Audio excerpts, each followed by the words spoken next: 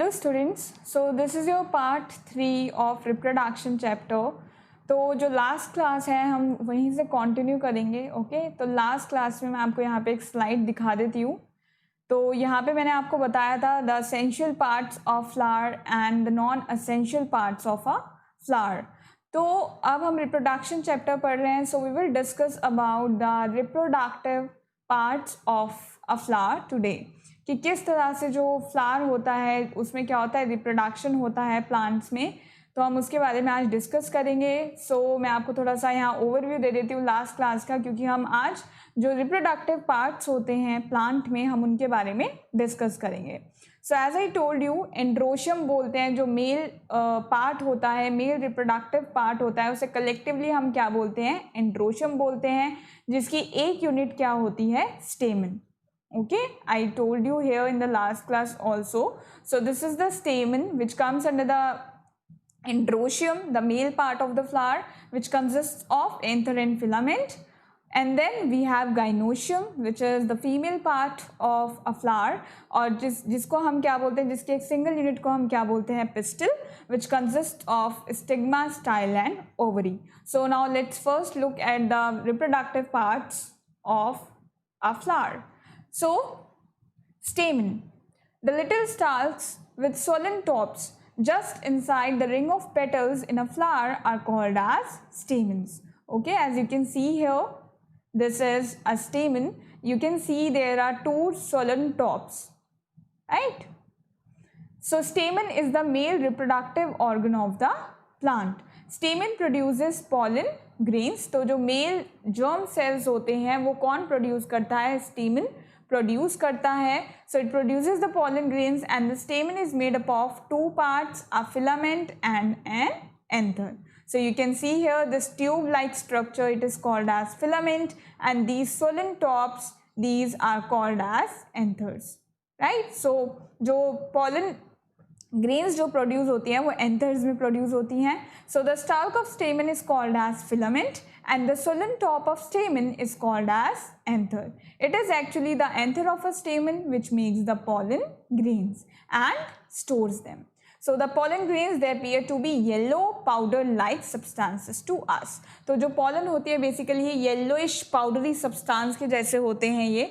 So pollen grains, they contain the male gametes or the male sex cells or the male germ cells of the plant. So you can see here, this is the structure of stamen. This is filament, anther. तो ये जो diagram है आपको flower का, ये आपको बनवाया जाएगा पूरा प्रॉपरली स्कूल में. तो ये जब मैं आपको असाइनमेंट दूंगी तो मैं दे ही दूंगी असाइनमेंट में जो भी क्वेश्चंस होते हैं. ओके, फिर यहाँ पे देखो, यहाँ पे आपको शो कर रखा है ये पॉलन सैक्स हैं. यहाँ पे क्या बनता है, पॉलन ग्रेन्स प्रोड्यूस होती हैं which contain the male gamete. Okay, so this was the structure of स्टेमन, the male reproductive part. Now let's see the structure of the female reproductive part, which is called as carpel, or it is also called as pistil. Okay, wait a minute students. So it is also called as pistil. So in the center of a flower there is flask shaped organ called as carpel. So it is a flask shaped organ like this, as you can see here, and this is called as carpel. It is the female reproductive organ of the plant. A carpel is made of 3 parts. जैसे जो stamen होता है, it is made up of 2 parts, anther and filament. Similarly, carpel is made up of 3 parts, and these 3 parts are stigma, style and ovary. So the top part of carpel is called as stigma. As you can see here in the diagram itself, the top part of this carpel or pistil, it is called as stigma. Stigma is for receiving the pollen grains from anther of stamen during pollination. तो जब pollination होता है, अभी पढ़ेंगे हम pollination क्या होता है. जब pollen grains transfer होती हैं, so they land on the stigma, they land on the surface of this stigma. So stigma is sticky so that pollen can stick to it. तो जो stigma का surface होता है ये क्या होता है, sticky होता है, ताकि जो pollen grains हैं वो easily इससे attach हो सके. So the middle part of the carpel, it is called as style. So this is the middle part which is called as style. Style is a tube which connect stigma to the ovary. So basically style क्या है, एक tube like structure है जो stigma को किससे connect करता है, ovary से कनेक्ट करता है. So the swollen part at the bottom of a carpel is called as ovary. तो ओवरी के अंदर क्या प्रेजेंट होते हैं, ovules, and these ovules they contain the female sex cells or the female germ cells. So the ovary makes ovules and stores them. जैसे females में हम पढ़ेंगे अभी, जो ह्यूमंस में भी रिप्रोडक्टिव ऑर्गन्स होते हैं, बिल्कुल वैसे ही रिलेट करो इसको भी. जो प्लांट्स में चीज़ें हैं बिल्कुल सेम हैं, बस थोड़ी सी टर्म्स अलग हैं. जैसे फीमेल्स में भी क्या होता है, we say that it is the ovary, ठीक है, जिसके अंदर क्या प्रोड्यूस होते हैं, ओवम प्रोड्यूस होता है या फिर एग प्रोड्यूस होता है ना. तो सेम यहाँ पे है. So the ovary they make ovules and stores them, and ovules contain the female gametes और female sex cells of the plant. So there are usually many ovules in the ovary. Each ovule contains one female gamete of the plant. तो इसका मतलब बहुत सारे यहाँ पे as you can see here in the image also there are so many ovules which are present in this ovary. और यही ovules के अंदर क्या प्रेजेंट होते हैं, फीमेल सेक्स सेल्स प्रेजेंट होते हैं. So the female gamete of the plant which is present in the inside the ovule it is called as ovum और एग. बिल्कुल जैसे फीमेल ह्यूमंस में हम बोलते हैं, टर्म्स यूज करते हैं, सेम यहाँ पे हम प्लांट्स में देख रहे हैं, ठीक है. So it is not very typical, it is easy. So यहाँ स्ट्रक्चर मैं आपको दिखाई चुकी हूँ. This is the stigma, style and ovary which contains the ovules which in turn contain the female sex cells. Thalamus यहाँ पे क्या है, जो जिससे अटैच्ड है, ये जो प्लांट है जिस पार्ट से अटैच्ड है उसको हम क्या बोलते हैं, थैलेमस. ओके, इसका रिप्रोडक्टिव पार्ट से नहीं है कुछ लेना देना. ओके, तो यहाँ पे हमने देख लिए what are the parts of carpel. So now अब क्या जो नेक्स्ट प्रोसेस, हमने ये तो देख लिया कि रिप्रोडक्टिव ऑर्गन्स कैसे होते हैं, कैसे उसमें पार्ट्स होते हैं in a flower. So what happens now is pollination. Fertilisation से पहले क्या होना ज़रूरी है, पॉलिनेशन होना ज़रूरी है. बेसिकली पॉलिनेशन का मतलब क्या है कि ट्रांसफ़र होना, जो मेल गैमेट है, pollen grains हैं which contain the male gamete to the female part of the flower. Basically this is the transfer of pollen grains from the male to the female part of the flower. तभी तो क्या होगा, fertilization हो पाएगा ना. So for the male gamete to be able to combine with the female gamete, it is necessary that first the pollen grains from anther of stamen should be carried to the stigma of carpel. Right, anther of stamen, because anther produces the pollen grains, right, and they are to be transferred to the stigma of carpel, because stigma पे ही क्या होती है, pollen grains they get stick. So the transfer of pollen grains from the anther of a stamen to the stigma of a carpel is called as pollination. Okay, तो जब भी आप चीज़ों को लिख रहे हो, डेफिनेशंस लिख रहे हो, you have to be specific in your definitions. तो डेफिनेशंस प्रॉपर्ली लिखा करो, ऐसे नहीं चलेंगी definitions. The transfer of pollen grains from male reproductive part to female reproductive part, ये जैसे मैं आपको समझा रही हूँ तो उसमें I can say like that, but you can not write like that. You have to be specific in your answers. जब आप एग्जाम में लिख रहे हो आंसर्स, या फिर यहाँ टेस्ट में लिख रहे हो आंसर्स, असाइनमेंट में लिख रहे हो आंसर्स, तो प्रॉपरली जो टर्म्स हैं, डेफिनेशंस हैं, वो आपको लिखनी होंगी, right. So this is the correct definition. The transfer of pollen grains from the anther of a stamen to the stigma of a carpel is called as pollination. So pollination is said to take place when pollen grains are carried from anther to the stigma of the flower.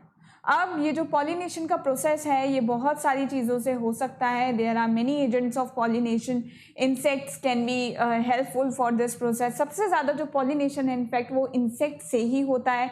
जो insects होते हैं they sit on the flower. जो flower होते हैं वो बहुत ही attractive होते हैं, है ना. मैंने आपको बताया था अभी लास्ट क्लास में, जो नॉन एसेंशियल पार्ट्स हैं, जो रिप्रोडक्शन में डायरेक्टली तो पार्ट नहीं ले रहे, but they have a role in reproduction. तो जो इंसेक्ट्स होते हैं दे गेट अट्रैक्टेड, दे सक नेक्टर फ्रॉम द फ्लावर्स. तो जब वो फ्लावर्स पे बैठते हैं, जो पॉलन ग्रेन्स होती हैं they stick on the legs of the insect, and फिर क्या होता है, फिर वही इंसेक्ट दूसरे फ्लावर पे जाता है ना. तो इस तरह से क्या होता है, जो पॉलन ग्रेन्स होती हैं they get transferred from one flower to other flower. जैसे बीज हैं, बटरफ्लाइज हैं, बर्ड्स हैं, विंड, वाटर, इन सब की हेल्प से क्या होता है, पॉलिनेशन होता है। सो पॉलिनेशन जो होता है स्टूडेंट्स, ये दो तरीके का पॉलिनेशन हो सकता है, इधर it can be self pollination और क्रॉस पॉलिनेशन। नाम से ही समझ आ रहा है, when the pollen grains from the anther of a flower are transferred to the stigma of the same flower or another flower on the same plant, it is called as self pollination. So self pollination basically क्या हो रहा है, same plant में हो रहा है। किस में हो रहा है, सेम प्लांट में हो रहा है कि भाई ये कोई, for example this is a plant, here we have, okay, और इसमें क्या है, यहाँ पे फ्लावर है, ओके। तो जो सेल्फ पॉलिनेशन है वो पॉलिनेशन है जिसमें जो पॉलन ग्रेन्स हैं वो या तो एक ही फ्लावर का जो मेल है, अगर वो बाइसेक्सुअल फ्लावर है तो उसमें ही जो उसका मेल जो पार्ट है उससे फीमेल पार्ट पे क्या होता है, पॉलन ग्रेन्स ट्रांसफर हो रही हैं, या फिर इस फ्लावर का जो एक ही प्लांट पे बहुत सारे फ्लावर्स हैं उस एक फ्लावर से दूसरे फ्लावर पे क्या होता है, पॉलन ग्रेन्स ट्रांसफर हो रही हैं। है तो सेम प्लांट ही ना, तो इस टाइप के पॉलिनेशन को हम क्या बोलते हैं, self pollination. While what is cross pollination? When the pollen grains from the anther of a flower on one plant are transferred to the stigma of a flower on another similar plant, it is called as cross pollination. तो cross pollination तब होता अगर यहाँ पे ये plant A है और यहाँ पे कोई दूसरा plant B है, उसमें क्या हो रहा है, यहाँ से जो pollen grains है they are getting transferred to from plant A to plant B, then such type of pollination is called as cross pollination. Okay, so जो pollination होता है it can be of two types. Okay, अब pollination तो हो गया, right? अब next process क्या होगा, fertilization. तो सबसे पहले हमने देखे what are the reproductive parts, कौन से पार्ट्स क्या प्रोड्यूस करते हैं, उसके बाद क्या हुआ, जो मेल पॉलन ग्रेन्स हैं वो ट्रांसफर हो गई, उसको हम क्या बोलते हैं, पॉलिनेशन। और अब जो नेक्स्ट हम सीक्वेंस से पढ़ रहे हैं क्या क्या कैसे कैसे चीज़ें हो रही हैं, ओके, फ्लावर्स में। तो अब जो नेक्स्ट प्रोसेस है वो क्या होगा, fertilization, which is the fusion of the male gamete with the female gamete, right. तो ये सारी जो टर्म्स हैं ये तो आपने पहले भी पढ़ी है, पहली बार आप नहीं सुन रहे हो फर्टिलाइजेशन वगैरह, right. So after the pollen grain falls on the stigma, the next step is fertilization. So fertilization occurs when the male gamete present in pollen grain joins with the female gamete or egg which is present in the ovule. So now let's see how this happens. So when a pollen grain falls on the stigma of the carpel, it bursts open and grows a pollen tube downwards through the style towards the female gamete in the ovary. So now let's look here in the diagram. So जब pollen grains यहाँ पे stigma पे fall हुई, so they get attached on the stigma, और फिर ये क्या होता है, they burst open and they form a pollen tube, जो कि कहाँ से पास हो रही है, स्टाइल से पास होती हुई जा रही है, ठीक है। तो ये जैसे ही फॉल करेगी तो it will burst open and a pollen tube will be formed. तो ये pollen ट्यूब किसके लिए फॉर्म हो रही है, for the male germ cell, for the male gamete, ताकि जो मेल गैमीट है वो ईजिली ओवरी तक पहुंच सके। So a male gamete moves down the pollen tube enters the ovule in the ovary, ठीक है। तो यहाँ पे बहुत सारे क्या प्रेजेंट है, ओव्यूल्स प्रेजेंट हैं, और ये जो pollen ट्यूब है ये कहाँ पहुंच जाएगी, ओव्यूल में पहुंच जाएगी, जो कि किस में प्रेजेंट है, ओवरी में। So in the ovary, the male gamete of pollen combines with the nucleus of female gamete.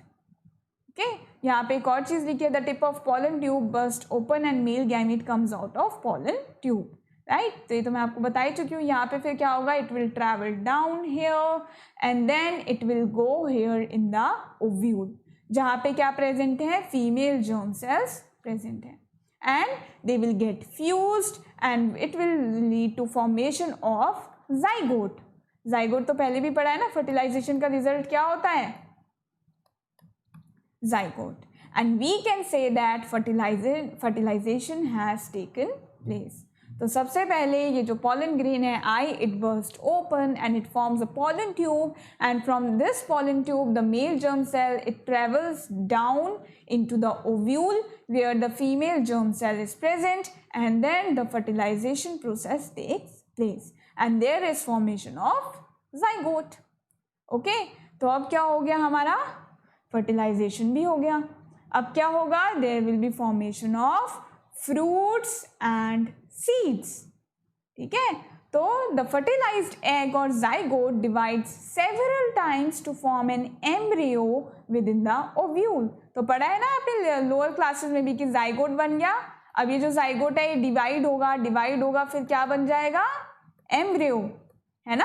फिर किस में चेंज हो जाएगा, फीटस में चेंज हो जाएगा जब ये ऑर्गन्स डेवलप करेगा. सिमिलरली सेम प्रोसेस ऐसे प्लांट्स में भी होता है, बस ऐसे एक ऑर्गेनिज्म नहीं बन रहा, थोड़ा अलग होता है क्योंकि ये प्लांट्स हैं.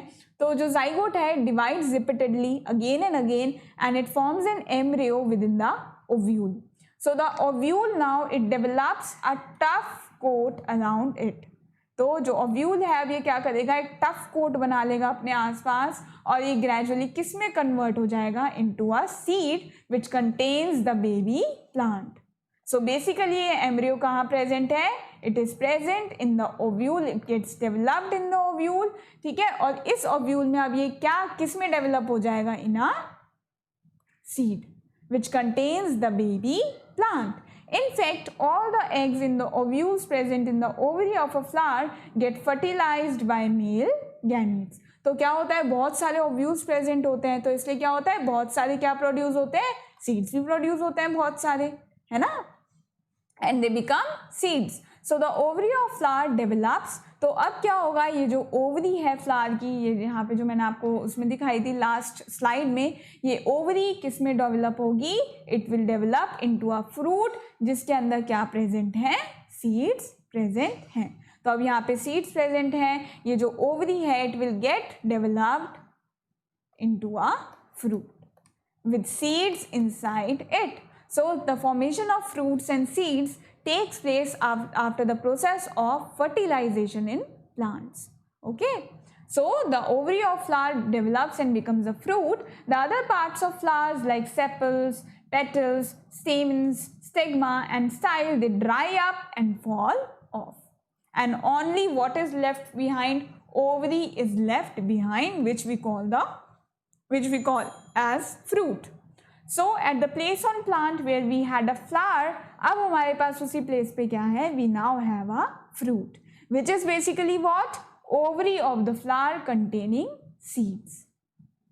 So a fruit protects the seeds. Some fruits are soft, sweet and juicy like mangoes and oranges. So these fruits, they are consumed by us, and you can see seeds are present in the fruits. Right, but some fruits they are hard, dry and woody like the peanuts and almonds. क्या बोलते हैं हम इन्हें, dry fruits, है ना. तो अब यहाँ पे देखो मैंने आपके लिए एक इमेज लगाया है which shows as the process, this process which I have described you here. So here you can see the ovary which has ovule inside it. तो fertilization का process होगा, there will be development of zygote, flower just after fertilization. So now the embryo will develop, और धीरे धीरे जो other organs हैं flower के, petals हैं, sepals हैं, they will wilt, they will dry up and they will ultimately fall. Seed develops from ovule. ठीक है, seed develop हो जाएगी अंदर, इसके बाद क्या develop होगी, ovary ripen होगी and the fruit will develop from ovary. Now this fruit ripens, flower parts fall away. Okay, तो बस अब ये नीचे वाला पार्ट हमें दिख रहा है बचा हुआ, है ना. जैसे टोमेटो में तो क्या होता है, ये भी प्रेजेंट होते हैं, जो ये प्रेजेंट होते हैं नीचे पार्ट्स, है ना. तो इस तरह से क्या होता है, फर्टिलाइजेशन होता है फ्लावर्स में, प्लांट्स में. ठीक है, और इस तरह से there is formation of fruits and seeds. Okay, तो अब हमारे पास क्या मिल गया, हमें सीड. फ्रूट तो हमें मिला, इसके अलावा हमें क्या मिले, seeds. So a seed is the reproductive unit of a plant. तो अब हमने यहाँ पे देखा कि फ्रूट तो बना, सीड्स तो बना, बट नया प्लांट तो नहीं बना ना, है ना. रिप्रोडक्शन तो हम तब बोलते जब एक नया प्लांट प्रोड्यूस हो जाता. तो जो सीड होती है वही क्या होती है, it is reproductive unit of a plant which can be used to grow a new plant. So the seed contains a baby plant which is also called as embryo and food for the baby plant. ठीक है, now we will see the structure of a seed. So the part of baby plant in seed which develops into shoot with leaves, it is called as plumule, and the part which develops into root, it is called as radicle. ठीक है, तो जो plumule होता है वो basically हम उसे और भी क्या बोलते हैं, बेबी शूट. तो प्लम्यूल वो पार्ट है सीड का जिससे प्लांट की क्या डेवलप होगा, शूट पोर्शन डेवलप होगा, और जो रेडिकल है वो पार्ट है सीड का जिससे क्या डेवलप होगा, जो रूट पोर्शन है प्लांट का वो डेवलप होगा. इसके अलावा अब ये जो बेबी प्लांट है इसको न्यूट्रिशन कहाँ से मिलेगा, इसको डेवलप होना है एक बड़े प्लांट में. तो जो बेबी प्लांट होता है इसका जो पूरा फूड होता है, it is stored in the structure which is called as cotyledon or cotyledons. So the part of seed which contains stored food for the baby plant, it is called as cotyledon. So the wheat, grains, gram, corn, peas, beans, all are seeds. ठीक है, तो इसमें क्या होता है, आपने classification ही पढ़ा होगा कि जिसमें 1 कॉटिलेडॉन प्रेजेंट होता है इनको हम क्या बोलते हैं, मोनोकॉट्स बोलते हैं, और जिनमें 2 कॉटिलेडॉन्स प्रेजेंट होते हैं उनको हम क्या बोलते हैं, डाइकॉट्स बोलते हैं. कॉट मतलब कहाँ से आया, कॉट वर्ड कॉटिलेडॉन से, जिसमें 2 हैं, डाई मीन्स 2, तो डाइकॉट्स एंड मोनोकॉट्स. खैर ये तो आपको नहीं पढ़ना है यहाँ पे, तो मैंने आपको ऐसे ही बता दिया, हम यहाँ पढ़ रहे हैं. ठीक है, तो इस तरह से क्या होता है, जो सीड्स है वो डेवलप कर सकती है into a new plant. They are the reproductive unit of a plant. So the baby plant present inside a seed is in the inactive state. It is in the dormant state basically. तो जो seeds होती हैं वो dormant state में रहती हैं, but जैसे ही उन्हें सारी conditions, suitable conditions मिलती हैं, proper warmth मिलता है, proper water मिलता है, proper air मिलता है, they start developing into a new plant. हम भी क्या करते हैं, बीज ही तो बोते हैं. जो एग्रीकल्चर में क्या होता है, जो फार्मर्स हैं वो क्या सो करते हैं, सीड्स को ही तो सो करते हैं, फिर उसमें से क्या होता है, नए प्लांट्स राइज होते हैं, right. So when the suitable conditions like water, air and warm they are provided to the seed, they become active. Okay, it germinates and a new plant grows out of the seed. In this way, the parent plant reproduces more plants like itself by forming seeds through flowers. तो इस तरह से क्या होता है, process होता है reproduction का प्लांट्स में. Here you can see, I have a diagram also. You can see the cotyledons here, the plumule which is the future shoot, and the radicle which is the future root, right? इस process को हम क्या बोलते हैं, the development of a new plant from the seed. This process is called as germination. Okay, तो अब देखते हैं हम इसके बारे में थोड़ा सा और, germination of seeds. Okay, so the seeds obtained from a plant are usually very dry, है ना. अब हम क्या करते हैं, जैसे घर में हमारे सीड्स होती हैं, हम खाते तो हैं, जैसे ये राजमा है, छोले हैं, ये सब क्या है, सीड्स ही तो हैं. तो ये कितनी ड्राई होती हैं, they have the stuff coat present on them.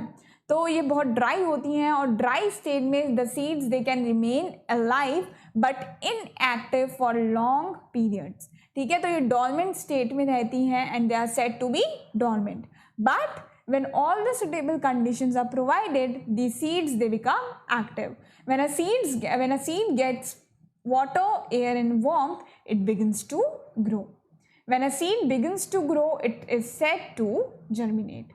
Thus, the beginning of the growth of seeds is called as germination of seeds. So germination begins when the seed absorbs water. तो water जैसी seed absorb करती है, तो water से क्या होता है, जो इसके पार्ट्स होते हैं, जो टफ सीड कोट होता है, वो क्या हो जाता है, इट बिकम्स सॉफ्ट. तो उससे क्या होता है, फिर जो पार्ट्स हैं वो आराम से क्या हो सकते हैं, एमर्ज हो सकते हैं. So the seeds absorb water, swell and burst through the seed coat. The water helps the enzymes to function in the seed. So the enzymes digest, they start, जो बेसिकली जो सीड है, जो baby plant present है, वो क्या करेगा, जो भी कॉटिलेडोन्स में एंजाइम है उनको डाइजेस्ट करना शुरू करेगा, उनको यूटिलाइज करना शुरू कर देगा and will make it soluble. This soluble food makes the radicle and the plumule present in the seed to grow. The radicle of the seed grows first to form the root. तो सबसे पहले क्या grow करेगा, radicle grow करेगा to form the root. The root pushes down into the soil and begins to absorb water and minerals from the soil. After this, the plumule grows upwards to form the shoot. The shoot and root grow further. When the shoot comes up above the ground, it develops green leaves. तो जब तक green leaves नहीं है तब तक क्या होगा, जो cotyledons है they will act as food store for the baby plant.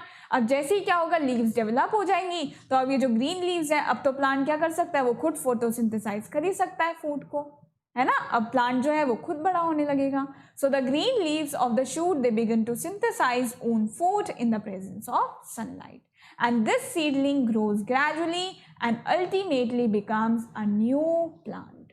तो इस तरह से क्या होता है, जो प्लांट्स हैं वो क्या करते हैं, रिप्रोडक्शन करते हैं with the help of seeds. इसी तरह से हमने पढ़ा था ना, वेजिटेटिव प्रोपगेशन पढ़ा था, वो भी कर सकते हैं हम. तो उसमें क्या होता है, उसमें टाइम कम लगता है ना. हमने पढ़ा था एडवांटेजेस क्या होती है वेजिटेटिव प्रोपगेशन की, राइट. सो ये now you can see here also we have the seed which has the radicle here. फिर क्या हुआ, जब प्रॉपर कंडीशंस मिली, the radicle will start to grow and it will form the root. ये क्या है, कॉटिलेडोन है. हाइपोकोटाइल इज बेसिकली क्या होता है, जहाँ से अटैच्ड है, जो रेडिकल है अटैच्ड है मेन कॉटिलेडोन से, उसको हम क्या बोलते हैं, हाइपोकोटाइल बोलते हैं. ठीक है. अब यहाँ पे क्या होगा, the plumule it will start developing. Then we have the cotyledons still here क्योंकि इससे ले रहा है nutrition, right. The seed coat will ultimately fall off and the plant will develop leaves, right. तो इस तरह से क्या होता है, जो plants हैं उनमें reproduction होता है. Okay students. So students, now we will discuss about sexual reproduction in humans.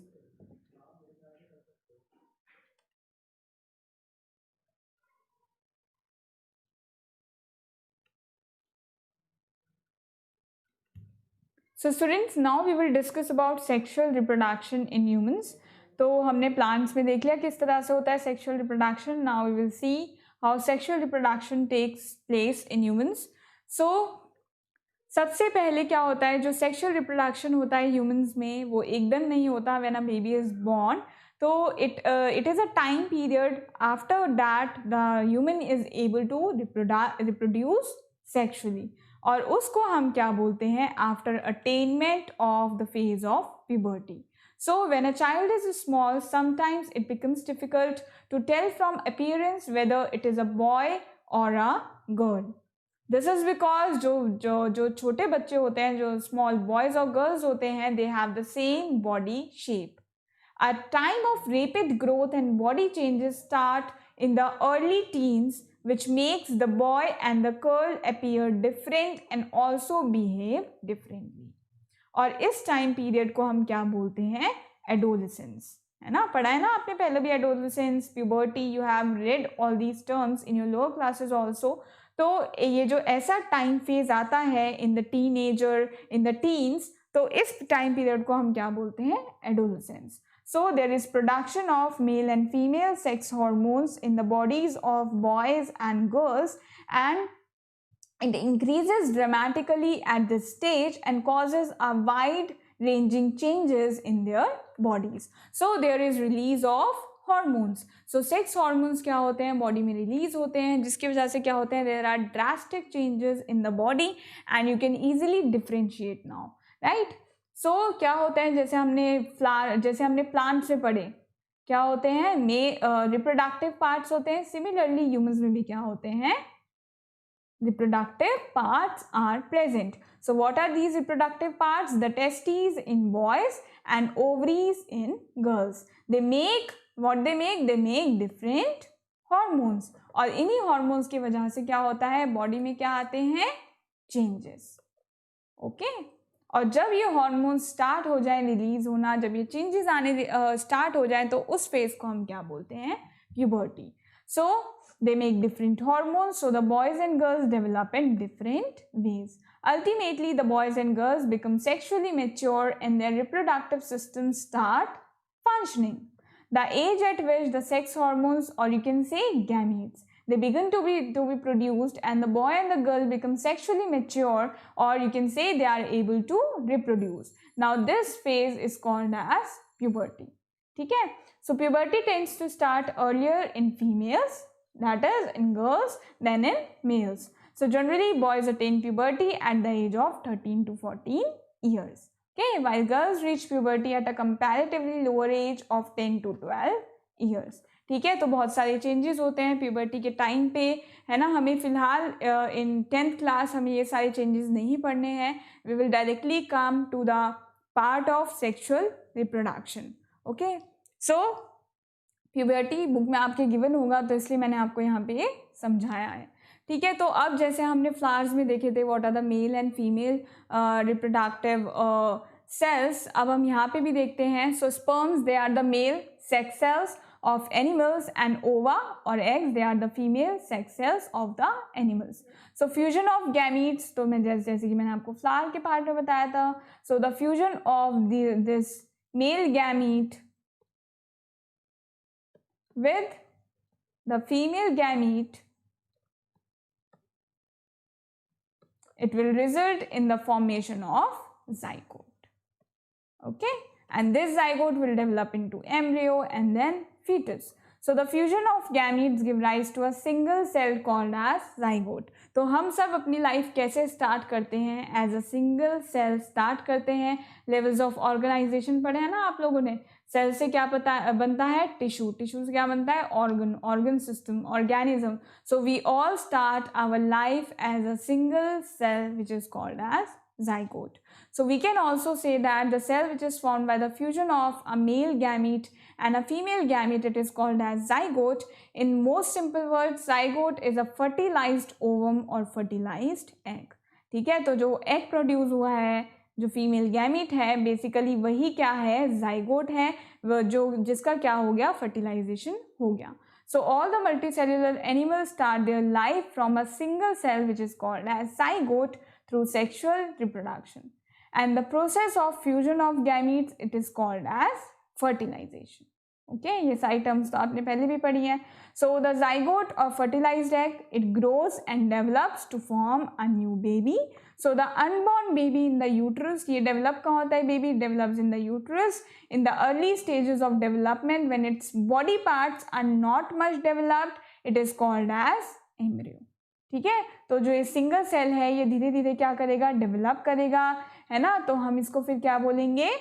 Embryo बोलेंगे. और धीरे धीरे इसके जो बॉडी पार्ट्स हैं वो क्या होंगे? विजिबल होंगे, है ना. जैसे अल्ट्रासाउंड वगैरह होता है उसमें क्या होता है? The unborn baby in the uterus in the later stages of development when all its body parts are well developed and can be identified, now this will be called as fetus. Okay, तो इस तरह से क्या होता है? Development होता है. हम ये देखेंगे आगे कि किस तरह से डेवलपमेंट होता है. ठीक है, तो फिलहाल तो मैं आपको जो वो वाले पार्ट्स हैं इससे पहले वाले वो बता रही हूँ. ठीक है, so now we will look at the male and female reproductive system. जैसे कि मैंने आपको फ्लावर में बताया था what are the organs of male and female parts of the flower. Similarly, there are female reproductive system and male reproductive system. तो उनके organs के बारे में डिस्कस कर लेते हैं. तो ये आपने पहले भी पढ़े हैं, बट अब आपके सिलेबस में रिपीट हो रही हैं चीज़ें, और अब आपको याद होगा नहीं याद होगा, तो मैं इसलिए आपको बता रही हूँ because it's a part of your syllabus. So the human male reproductive system consist of the following organs. So testis, scrotum, epididymis, vas deferens, seminal vesicles, prostate gland and a penis. तो ये सारे जो organs होते हैं they form the mail reproductive system. तो ये जो सारे ऑर्गन्स हैं ये आपको पता होने चाहिए अलॉन्ग विद द डायग्राम. तो डायग्राम आपको बनवाया जाएगा स्कूल में. ठीक है, सो अब इन ऑर्गन्स के बारे में देख लेते हैं. So testis are the oval shaped organs which lie outside the abdominal cavity of a man. तो अब ये जो मैं ऑर्गन्स यहाँ पे आपको बता रही हूँ, अगर आपको ये डायग्राम विजिबल नहीं है प्रॉपर्ली यहाँ पे, तो आपके बुक्स में है ये डायग्राम, तो वहाँ से आप रेफर करके इसको समझ लेना. So testis are basically oval shaped organs which lie outside the abdominal cavity. So a man has 2 testis. So testis they are the primary reproductive organs in a man. तो जो प्राइमरी रिप्रोडक्टिव ऑर्गन है वो testis हैं. क्यों? Because they produce the male gamete. The main male gamete, the male sex cells are produced by the testes. So the function of testes is to make the male gamete called as sperms, and also to make the male sex hormone which is called as testosterone. ठीक है, जिसकी वजह से क्या होता है, body में बहुत सारे चेंजेस आते हैं. ठीक है. So the testes of a man lie in a small muscular pouch. इस muscular pouch को हम क्या बोलते हैं, scrotum. Outside the abdominal cavity, as you can see here in the diagram also, right? So the testes are outside the abdominal cavity of the body. इसका भी एक reason है, they are not deep inside the body because sperm formation, the formation of the male gamete, it requires a lower temperature. Okay, then the normal body temperature. Being outside the abdominal cavity, the temperature of scrotum is about 3 degrees Celsius lower than the temperature of the body. And in this way, the testes, they provide an optimal temperature for the formation of sperms. Okay. So the sperms formed, they are delivered through the vas deferens, which unites with a tube coming from the urinary bladder. So now you can see here, this is the vas deferens. They are the sperm cells, they are carried by this vas deferens, right? You can see here, this is the ureter, urinary bladder जो है यहाँ पे. ठीक है. So the urethra thus forms a common passage for both the sperms and urine. तो ये जो urethra है, it is a common passage for both the male gamete and the urine, right? Along the path of the vas deferens, glands lie. The prostate glands like the prostate and the seminal vesicles, they also add their secretions. तो यहाँ पे जो आप gland यहाँ पे देख सकते हो, प्रोस्टेट ग्लैंड है, सेमाइनल वेजिकल है, ये सारे ग्लैंड भी क्या होते हैं, अपने सिक्रीशंस रिलीज करते हैं ताकि जो स्पर्म्स हैं, जो सेल्स हैं, वो क्या रहें, एक्टिव स्टेट में रहे, उन्हें न्यूट्रिशन मिलता रहे. So now they are in a fluid which makes their transport easier, and the fluid also provides nutrition, right? So the sperms, they are very tiny bodies. They consist of mainly genetic material and a long tail that helps them to move towards the female germ cell. Okay. Now you can see here this bladder, they both of these, they unite the tubes here, right? So इस तरह से क्या होता है, male reproductive system होता है. So now we will look at the female reproductive system. So the female reproductive system, it consists of the following organs. You can relate all these organs with the diagram: ovaries, oviducts, which are also called as fallopian tubes, uterus and vagina. Okay, you can see here all the parts. We have oviduct here, fallopian tube, ये सारे diagrams आपने पहले भी पढ़े हैं. Ovary, uterus, where the fetus will develop, where the zygote will implant itself and it will develop, cervix and vagina. Okay, so now let's look at the what are these organs. So ovaries are oval shaped organs which are inside the abdominal cavity of a woman near the kidneys. So a woman has 2 ovaries. Okay, जैसे वहाँ पे testes हैं, primary reproductive organ, ऐसे ही यहाँ पे primary reproductive organ कौन है, ovaries हैं. क्यों?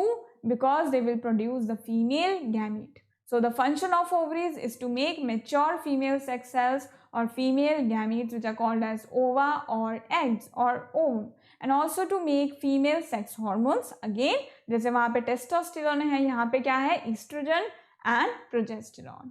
Okay, so each ovary is composed of several thousand follicles which are kind of unripe eggs or unripe ova. तो ये जो ovary है, इसमें बहुत सारे क्या present होते हैं, their eggs are present, and at puberty these follicles, they mature to form the ripe eggs or ripe ova, जिनका क्या हो सकता है, fertilization हो सकता है. So just above the ovaries are the tubes which are called as oviducts here. Okay, जिनको हम और भी क्या बोलते हैं, fallopian tubes. So the oviducts are not directly connected to ovaries, but they have funnel shaped openings which almost cover the ovaries. तो ये tube जो है ऐसे डायरेक्टली कनेक्टेड नहीं है, बट एक फनल शेप्ड यहाँ पे क्या है, स्ट्रक्चर है जो बेसिकली इस ओवरी को कवर करता है, और यही क्या रिसीव करता है, जो राइपेंड एग है, ओवम है, फर्टिलाइजेशन के लिए यही रिसीव करता है. ओके, सो द ओवम और egg cell released by an ovary, it goes into the oviduct through its funnel shaped opening. और जो फर्टिलाइजेशन होता है एग का स्पर्म के साथ, वो भी कहाँ होता है, टेक्स प्लेस इन द ओवी duct. Okay, and then it goes here and it attaches, it implants itself in the uterus. Okay, तो इस तरह से क्या होता है, ये प्रोसेस होता है. These were the male and female reproductive system. So students, आज का लेक्चर हम यहीं पे रैप अप करेंगे, फिनिश करेंगे. नेक्स्ट क्लास में हम देखेंगे अगर फर्टिलाइजेशन हो जाता है, फर्टिलाइजेशन प्रोसेस होता है, उसके बाद क्या होता है, अगर फर्टिलाइजेशन नहीं होता तो उस केस में क्या होता है. And we will also discuss about the reproductive health. उसके बाद आपका ये चैप्टर क्या हो जाएगा, फिनिश. ओके, सो स्टूडेंट्स, जितना मैंने आज आपको पढ़ाया है अच्छे से इसको पढ़ लेना. कोई भी डाउट्स हो you can ask me on the classroom app. So students, take care and thank you.